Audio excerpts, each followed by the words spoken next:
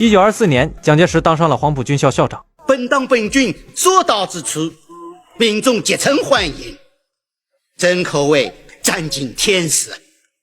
那种勃勃生机、万物竞发的境界犹在眼前。1924年2月21日，也就是接受任命还不到1个月，蒋介石递上一封辞呈，然后连批复都没等，就直接卷铺盖回了浙江老家。当年的蒋公子虽然跟帅和高没什么关系，但也算是个富二代，家里有点矿。他老家浙江奉化溪口，家里祖辈经营盐铺，蒋公子从小锦衣玉食。蒋公子小时候是个村里出了名的混世魔王。蒋介石小名瑞元，乡亲们背后送了他一个绰号，叫瑞元无赖，也就是精力极度旺盛，总想搞点事情那种。蒋介石晚年还专门记录自己小时候有多欠揍，这份坦诚是值得表扬的。他说重症又多疾病，且肠未殆，既痊愈则又嬉戏跳跃，凡水火刀枪之伤，遭害非一。乃6岁入学，顽劣益甚，而先比训敌不倦，或下处贫湿，不烧姑息。意思是小时候3天2头生病，好几次差点没了，可病医好利索，又立马上蹿下跳，水里烫的，火里燎的，刀枪磕的，身上就没断过伤。6岁上学以后更皮，母亲管教不停，戒尺没少招呼，一点不留情。他母亲王彩玉一心指望儿子将来考取功名，光耀门楣。可蒋介石对四书五经实在提不起兴趣，他心里揣着另一个念头，他不想当摇头晃脑的秀才，他想当叱咤风云的军人。为了这个念头，清朝还没亡，19岁的蒋公子就把脑后那根辫子绞了，然后交给母亲，表示自己要去日本学军事。蒋介石母亲是真的被他吓一跳，你说送他去吧，自己不放心，但不送他去吧，蒋公子可能19岁就能寿终正寝了。蒋公子满心以为自己是去日本学屠龙之术的，到了才发现事情没那么美好。他进的正武学校压根不是什么日本正规军校，而是专门开给中国留学生的预科班，也就是军事补习班。头等大事是先把日语学明白。日本人防着中国学生，根本不肯教真东西。1910年从正武学校毕业时，蒋介石凭借优异成绩被分到北海道高田的一个野炮兵连队实习，军衔是士官候补生，也就是2等兵，主要的工作是喂马。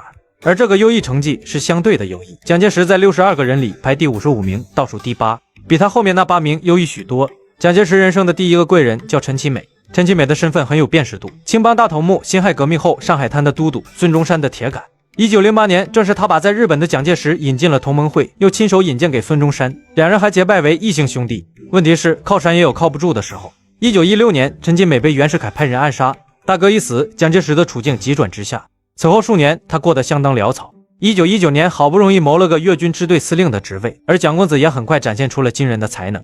至于什么才能呢？就是惊人的才能。他认为自己有惊人的才能，结果部下压根不鸟他，觉得他自视甚高，跟谁都合不太来。后来蒋公子实在干不下去，只好回上海。他觉得你们都在嫉妒我，我如此优秀又如此的有气质，我很孤独，没人能懂我。回上海后，他一边和青帮的黄金荣、杜月笙来往，一边和几个朋友合伙钻进证券交易所炒股投机。由于蒋公子在投资方面极具天赋，1921年春，上海物品证券交易所是呈现出一片欣欣向荣的场景。蒋公子看准时机，还叫上朋友一起砸锅卖铁的投进去，甚至向外借高利贷补仓。然后到了1922年初，泡沫破裂，蒋公子不单只亏得底裤不剩，还欠了3万多银元。于是蒋介石过上了一段在上海滩东躲西藏、日夜逃命的美好时光。经过这段岁月的毒打，蒋公子已经成熟了许多，由此他悟出了一个道理，要想出人头地，必须要学会抱大腿。1922年之后，蒋介石平步青云，先做东路讨贼军参谋长，再任大元帅府参谋长。然后就到了1924年1月，孙中山筹办黄埔军校，任命蒋介石当筹备委员长。黄埔军校筹备委员长是他人生第一次被推到聚光灯的正中央。但37岁的蒋公子不想干，直接就回老家。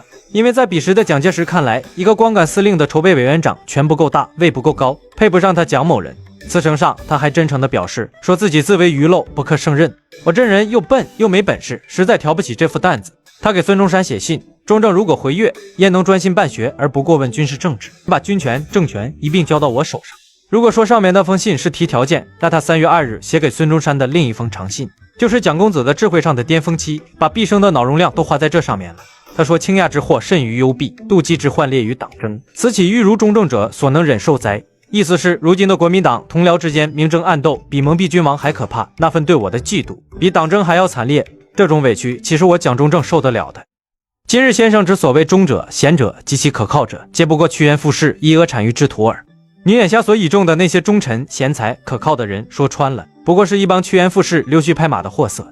唯有我蒋中正为国为党而又为先生尽力者，殆无其人也。满朝上下真心为国为党、为您孙先生尽力的，除了我蒋某人，再也找不出第二个了。不得不说，蒋公子在吹牛这方面确实是天下无双。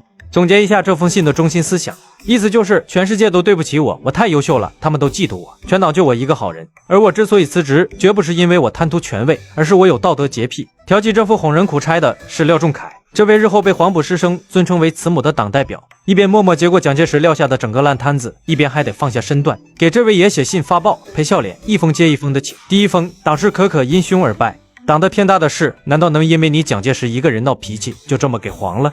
眼看讲道理不管用，廖仲恺又发了几封，又是替他把过去的责任全揽下来。